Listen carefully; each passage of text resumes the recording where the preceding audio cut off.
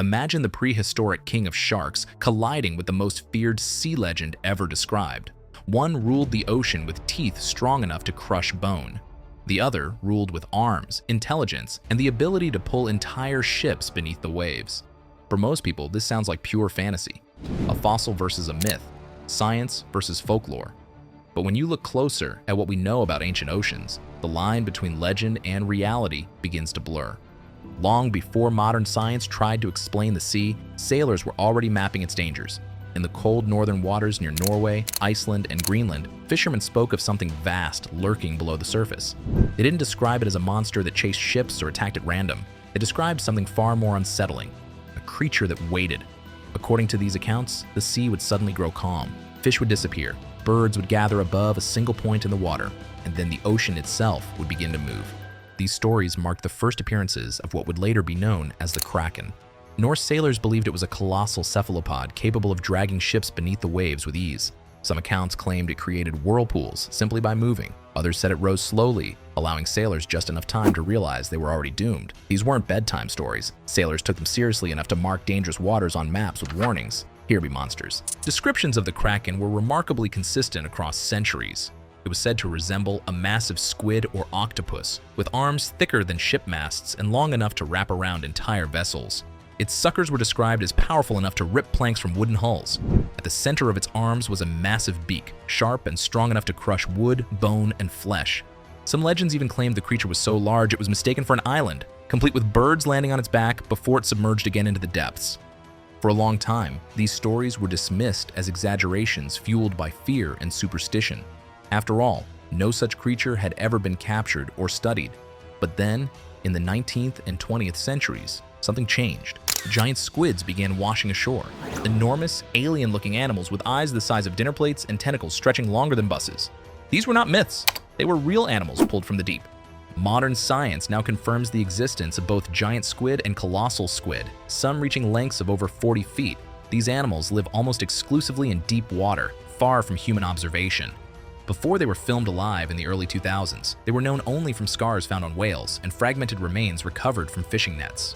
To ancient sailors, encountering such a creature alive would have been incomprehensible. Even more unsettling is what we know about cephalopod intelligence.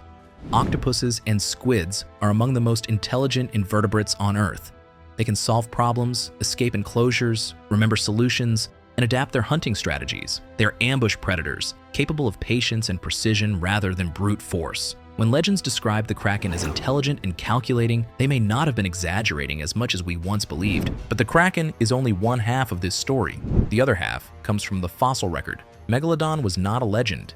It was a real animal that lived between roughly 23 and 3.6 million years ago. It was the largest shark ever to exist and one of the most powerful predators in Earth's history.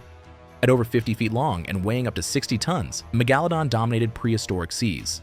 Its teeth, some over 7 inches long, have been found all over the world. From the coast of the United States to South America, Europe, Africa, and Australia, Megalodon fossils appear wherever ancient warm oceans once existed.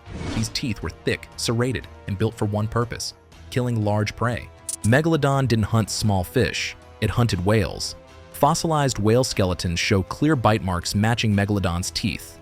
Ribs crushed, vertebrae shattered. Scientists believe Megalodon attacked from below, targeting vital areas like the chest and fins to disable prey instantly. One clean bite was often enough to end the hunt. Speed was Megalodon's greatest weapon. Despite its size, it was built for open water dominance. Powerful muscles, a streamlined body, and massive jaws allowed it to strike with terrifying momentum. For millions of years, nothing in the open ocean could challenge it. But the ocean is not a single environment. It is layered. Light fades quickly, pressure increases rapidly, and entire ecosystems exist in darkness far below the surface. This is where the question becomes interesting. If Megalodon ruled the open ocean, what ruled the deep? Scientists believe the Kraken myth may have been inspired not only by modern giant squids, but also by extinct cephalopods like Tusiteuthis. This massive squid-like animal lived during the age of dinosaurs and may have reached lengths over 30 feet. Unlike modern squids, it had a thick internal shell that likely made it stronger and faster. Fossil evidence suggests it was an active predator capable of taking down large prey. When you consider that Megalodon lived millions of years after creatures like Tusoteuthis, it becomes plausible that other massive cephalopods evolved alongside giant sharks. Predators do not evolve in isolation. When one species grows larger and more powerful, others adapt to survive alongside it. The deep ocean remains over 90% unexplored even today. Entire habitats exist beyond the reach of sunlight, where pressure would crush most human-made machines. If massive sharks once ruled prehistoric seas, it is reasonable to wonder whether equally massive cephalopods evolved to survive in those same waters. So what happens if these two predators meet? The confrontation would not be dramatic or immediate. There would be no roaring charge, no visible clash. It would begin quietly, beneath the surface, shaped entirely by location. Megalodon relied on speed, bite force, and open water dominance. In clear, shallow waters, it was nearly unstoppable. A Kraken-like creature caught in open water would be vulnerable, its soft body exposed. One powerful bite could sever tentacles or destroy vital organs instantly. In this environment, Megalodon would likely win quickly. But the deep ocean tells a different story. In darkness, visibility drops to almost nothing. Movement becomes slower. Sound behaves strangely. This environment favors ambush over speed. A Kraken-like cephalopod would not attack head-on. It would wait below, sensing vibrations in the water above. When the moment was right, it would strike upward from the darkness. Tentacles would wrap around the shark's body, gripping with hundreds of powerful suckers. The goal would not be to kill instantly, but to restrain and disorient. A cephalopod would target vulnerable areas. The gills, where water flow is essential for breathing. The eyes, where even brief damage could mean death. The snout, disrupting the shark's ability to orient itself.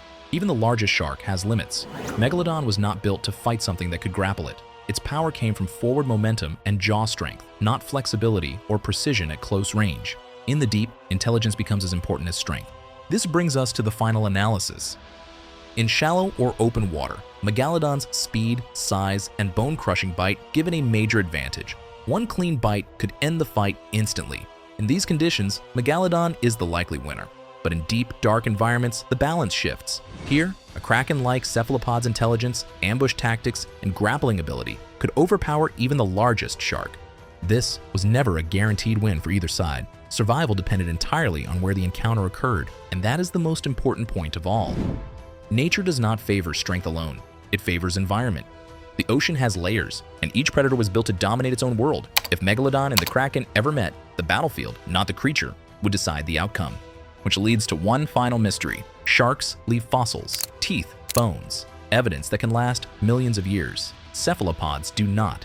Their bodies are soft. When they die, they leave almost nothing behind. No skeletons, no clear trace. So if massive sharks like Megalodon existed and giant cephalopods inspired the Kraken legend, how many battles happened in the deep that left no bones, no fossils, no record at all? No witnesses, no survivors, just shadows colliding in darkness. And if creatures like that once ruled the deep, the final question becomes unavoidable. What else might still be hiding there? So now it's your turn. Who should Megalodon face next? Leviathan? Mosasaurus? A real prehistoric sea monster? Or another legend still hiding in the deep? Comment the next fight below.